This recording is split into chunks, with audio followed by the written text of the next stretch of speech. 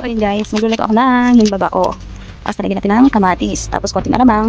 Tapos bibili na rin ako ng sardinas. Kasi wala akong tinapa. Kaya sardinas ang ilalagay natin. So yun, hintayin nyo na lang kung resulta. Kasi lagyan ko naman siya ng sibuyas, kamatis, saka yung sardinas. Ayan. At syempre, lagyan natin ng magic sarap para sumarap. Wow! Hindi ng manok. Tapos lagyan lang natin siya ng isang cup na tubig. Tapos isigaw natin.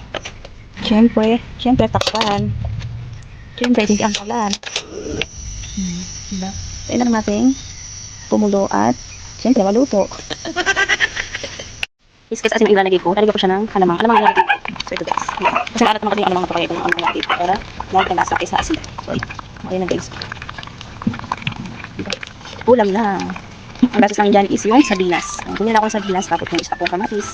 So, ganun lang guys. Mag-ano na to, tanghalian at hapunan. So, yun lang guys. Thank you for watching.